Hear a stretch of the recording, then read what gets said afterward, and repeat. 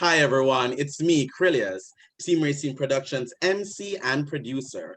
And joining me today is the wonderful Rayceen Pendarvis. Hey Rayceen. Hi. How are you? How are you? Fine. That's come on. There we go. There we go. Greetings and salutations, everyone. Greetings, greetings, greetings. And we are pleased to introduce our viewers to someone who we've interviewed before as a candidate and nominee, and now joining us for the first time, a member of the Council of the District of Columbia, representing Ward 2, Councilmember Brooke Pinto. Hey, Brooke. Hey, Krylios. Hey, Rayceen. Thank you so much for having me. Of course, of course. It is our Congratulations. pleasure. Congrats, congrats. It's our pleasure now. First of all, I want to ask you about you're the newest council member. How is that for you? And tell me about that swearing in. How was how was that? Was it everything you dreamed of? Well, the swearing in was an interesting day. We did it outside to be socially distanced and safe. And I was very pleased to be joined by many of my colleagues to be on the steps of the Wilson building. And so I've been on the council for about a month now. That I was sworn in on the Saturday, June 27th, and that Monday, June 29th was our first budget meeting. So we were started right away and have been hitting the ground running as fast as we can in the last month. Wow. And considering that you just got sworn in, have you moved into your new office yet? Yes, we have. It's been great. I do work from there sometimes. It's on the first floor of the Wilson building, Suite 106, in case anybody would like to visit. My team is primarily remote to make sure that we are still safe and practicing social distance. And if anybody is in the office, we, of course, wear our masks and ensure that we are as safe and sanitized as possible. Oh, wonderful. Now tell me, what's the biggest transition from candidate to council member?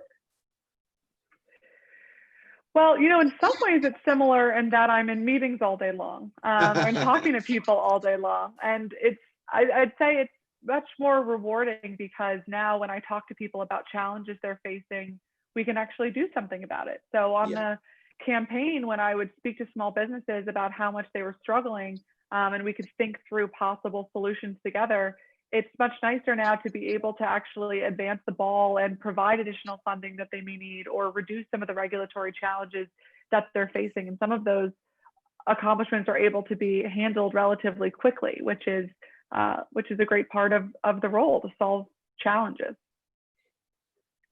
And that's so important. I mean, there's so much coming on. You think about a city that is in transition, so much is happening to a city. We talk about the protests, our demonstration, and police reform. And that's probably a big thing that everybody's talking about. A lot of things I'm sure is coming across your desk with about defunding the police, or how is the council looking at that or taking up issues surrounding that? Mm-hmm.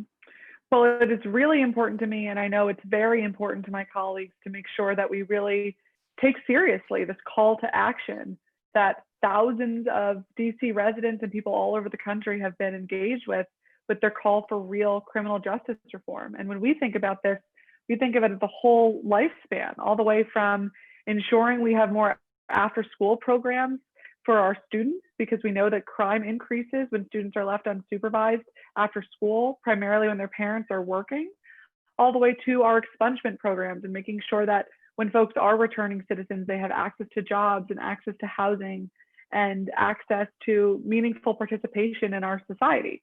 So when we talk about defunding the police, I really think it's that broader gamut of reforms that are really necessary to care for the whole person. I'm very enthusiastic about the Police Reform Commission, which has been announced, and they will be providing recommendations to the council by December 2020. And the theory of this is to have a diverse set of subject matter experts to come to the table and really demonstrate and recommend to the council what makes sense. How can we shift from traditional policing into community-based policing? Some programs I'm really looking forward to starting out on are around noise, around mental health care challenges. We don't need armed officers intervening in all of those circumstances. And we need enforcement arms. Some of those are better left to the agency head. The mask mandate is another example. Wouldn't that make much more sense if the Department of Health representatives were responsible for enforcing the mask mandate, as opposed to armed officers going into our communities and re-traumatizing our neighbors? And so I am very hopeful as we head into the fall that everybody is committed to thinking creatively and really putting into effect and putting into law and policy what is clearly so needed and so requested by the community right now.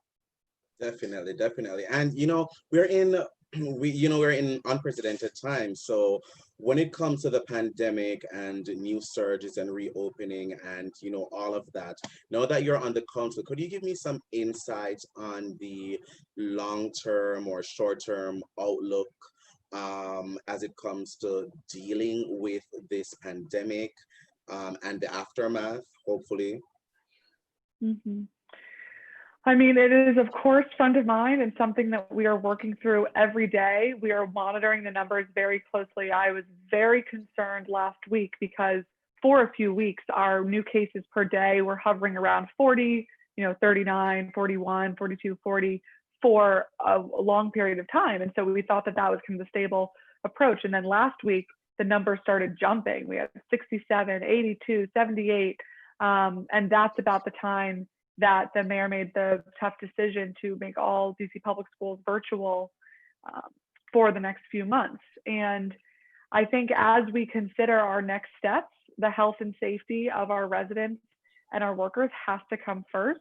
We are very concerned that if we reopen too quickly and go down this path, it's only going to prolong this crisis another 2 years. And as anxious as many of our small businesses and residents are to getting back to work and getting out there and dining indoors and going to the gym and doing these important things that are return to normalcy, unfortunately, from a health perspective, I don't think that we're there yet. And so we are looking at ways that we can slow down some of the reopening and keep everybody safe, while also bolstering up and empowering our renters and our small businesses to stay in business. Because if we don't give them support now, they may not make it through the end of the year, and then our city will be much worse off than we are right now. That is true. That is true. Tell me about the recent DC Council vote on LGBTQ funding. I know that a lot of us LGBT people that live in and around the district, this is something people have always wanted, and now there's a new vote on it. Tell me a little bit about that, and if you know where any of this funding is going, and how great that is for the community, the LGBTQ community in DC. Mm-hmm. Absolutely. Well, let me say that there are a lot of promising funding inclusions in this year's budget for LGBTQ issues, but there is a lot more to be done, and that is a big focus of ours going forward into the fall and into next year. There are some exciting expansions and enhancements that I was pleased to support. We have an additional $945,000 going to the Office of Human Rights to pursue hate crimes. We have additional $600,000 going towards youth housing initiatives for LGBTQ. And we have a real greater focus on ensuring that there's coordination between the agencies. As we know, LGBTQ issues pervade every issue, and we need to ensure that we have increased access to healthcare, both physical and mental health care, access to housing, making sure that we're not criminalizing certain behaviors. And that's something that I'm looking forward to working with the Judiciary Committee on as well, is going after this panic defense that you all may be aware of, where if an individual is assaulted, if an individual, assaults another individual and uses as their defense, well, I was fearful because of their orientation, that is currently permitted as a legitimate defense in the District Still in of Columbia. Washington? Oh, wow, I didn't know In the District of that. Columbia, which would be horrifying to hear about in the 1800s in Alabama, but it's still the state of play in the District of Columbia. And so there are more funding needs, and then there are legal challenges that are just so nonsensical and really terrible that we continue Yeah. to share. So we will be addressing those issues in the fall as well. Thank you. Thank you. That's so wonderful. Now, I wanted to ask, do you have any official response to that article by Pete Tucker that came out with some allegations and some insinuations? Do you have any official response to that? I think it came out over the weekend sometime, yeah. Well, I don't know about an official response, but I will say, you know, this is a person who is clearly not interested in my success or the success of our office. This is the same person who suggested that the Washington Post only endorsed me to bolster the career of the former council member Jack Evans. Is clearly engaged in some conspiracy thinking, and just has so many falsities and aspersions in it that really reads much more like a gossip column. I will say, you know, there were a number of allegations made in that article. Something that I would share is that the house that was referenced, that people said that he suggests was a campaign violation, is certainly not a campaign violation. It was a house that my parents had rented in the hopes that they would be here throughout the spring because they were visiting quite often. And the campaign had hoped to rent out the first floor as our campaign headquarters. And so we thought that was so perfect. We determined what the market rate would be. And in the span of about 4 days from the time at which we were going to do this and had listed that as an address, COVID-19 materialized, and we realized that we were not going to be able to have any campaign events. And so we canceled all of our events. We never went through with renting the property. We never used the property. And my parents left the district to shelter in place in their home. And so while it would have been fantastic to use, we were not able to use it. And so there are a number of just unfounded comments in there that are just very far from the truth. And so I'm very confident in time as more facts develop and I have an opportunity to explain to anybody with any questions that they may have, that everything is addressable. I know that I have a serious responsibility in this seat coming in after a council member had the office for 30 years to rebuild the trust of our constituents. And I take that responsibility very seriously. There are a number of protections we've already put in place around not having a constituent services fund and making sure that we are as transparent as possible, explaining to anybody with any questions around our process for decision making, trying to include the public in our budget process as much as we can and how I'm thinking through issues, ensuring that when we're meeting with one group, we seek out the alternative viewpoint.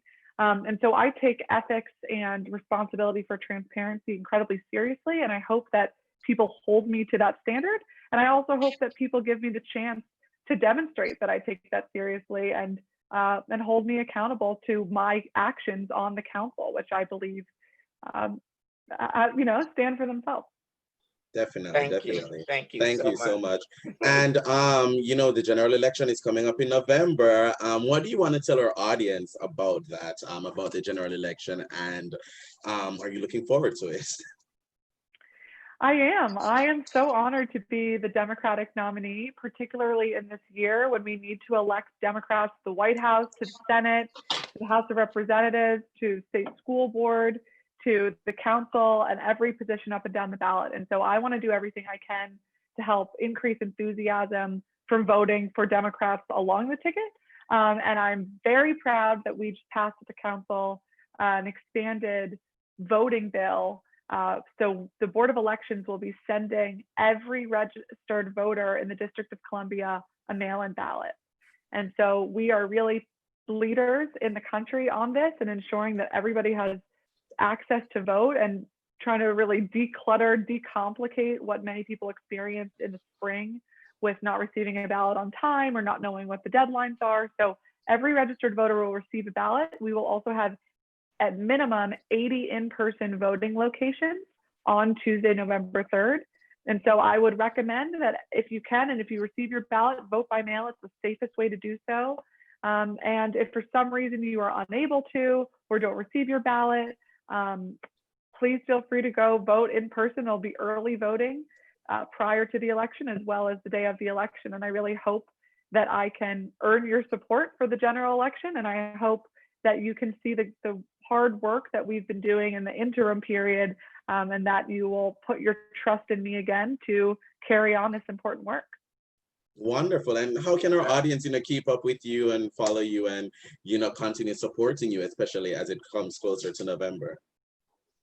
Absolutely. Well, please continue to visit our website, which is brookepintoforward2.com. There's FOR and then the number 2.